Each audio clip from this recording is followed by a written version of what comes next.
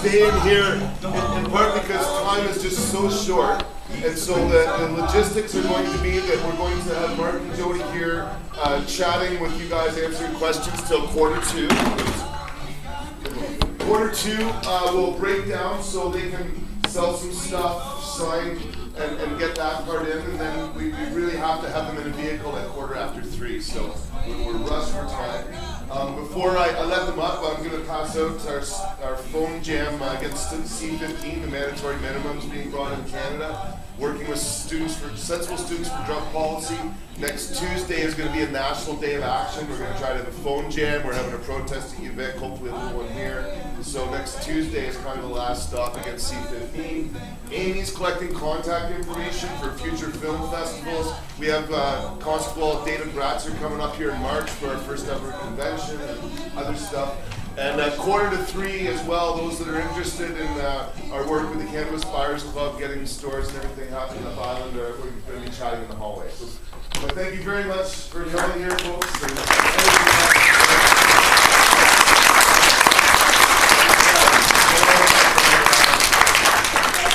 a lot of things have changed. That was first filmed in 2006, and then 2007 there was an add-on, and there was a deal originally, the 5-year deal it talks about is actually when the United States said, okay Canada, you charge him there in Canada and sentenced him to 10 years, 5 years served, and the Canadian government said no, so that's when that deal fell apart, but Greg and Michelle got no jail time in their deals, and Marc made another deal for a 5-year sentence. So some interesting things, and this is what gives me hope, not what you think.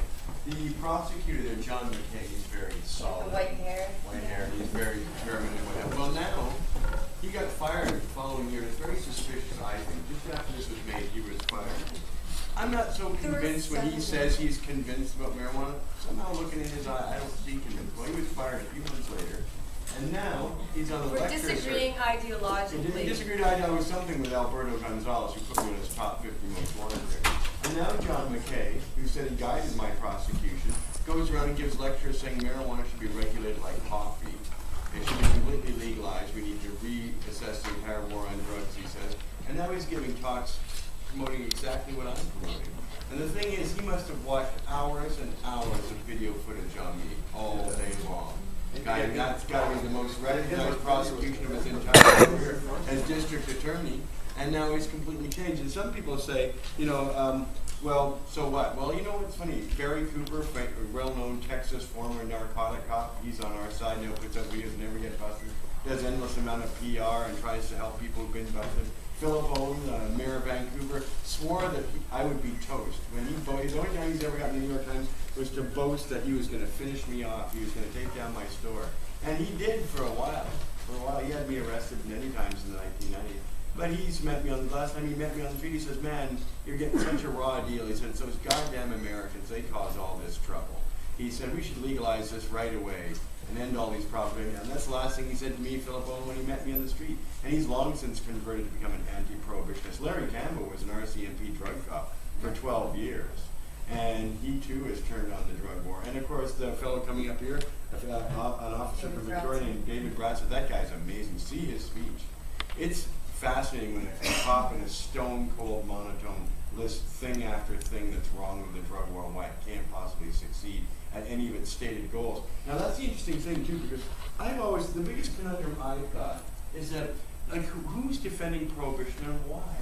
There's not any single scientific evidence. And more interestingly, all the stated goals of prohibition are not being made, but are in fact colossal failures. For example, it doesn't reduce the supply of drugs. Drugs of every kind are more common than ever before, but we've had a drug war for 60 years to reduce the supply of drugs, right? And, you know, it's supposed to make our streets safer, they say, for prohibition. But gangs are everywhere, and gangs thrive on prohibition. So our streets are more unsafe because of prohibition than ever before, and it has always been so. There's no evidence to show that a war on drugs makes the streets any safer. And peculiarly, the voters rarely even ask for any statistics like that. No one ever says, well, we've had this war on drugs for 30 years. When did that make us safer? Like, where's the evidence to show that made us safer? Every single thing that they talk about how we have a health crisis, and yet the war on drugs perpetuates HIV and AIDS and all sorts of needle use, hepatitis C. It perpetuates prostitution of young women on the street corners. It perpetuates a stigma. Every so-called thing that the government says prohibition is supposed to be against, it in fact creates it. It's really obvious. So I kept thinking, well, all the stated goals of prohibition are so clearly failures. But it keeps going on year after year, right? And that's very unusual. Usually any government that doesn't achieve its stated goals starts to review that policy, at least over some period of time. So there must be, in my opinion, goals that are unstated that the prohibition is achieving and that the people in power are satisfied with. So what does it do? Well, it puts a lot of people in jail. It gives a lot of employment to the people who are guards in jail and the companies that build those jails. It intimidates and disenfranchises a lot of minorities. 1 in 3 black people in America are either on bail, on probation, on parole, or in jail. 1/3 of American males that are black, right? Well, when you get a felony conviction in the United States, you lose your right to vote.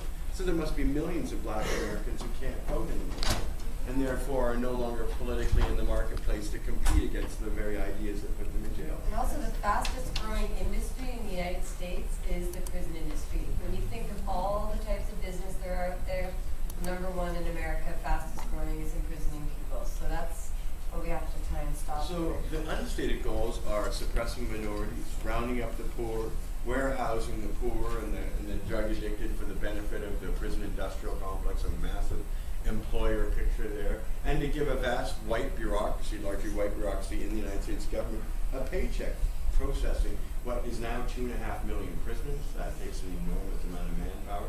7 million Americans are on bail, probation, or parole, as well as 2.5 million in jail. So you've got about 10 million Americans involved in the criminal justice system. That probably keeps up to 1 million people employed on a daily basis.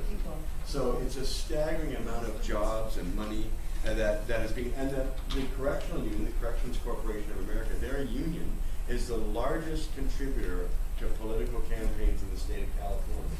And so that's what, when Arnold Schwarzenegger is running for office, they're his biggest donor.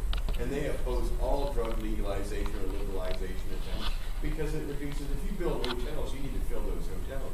Well, prisons are hotels for the unwilling. Well, You've got to fill them up. There's a lot of corruption. There's cases where judges have been accepting money from private prisons to incarcerate people. And the case that really came out was for young people. It was a young offenders jail that was privately run.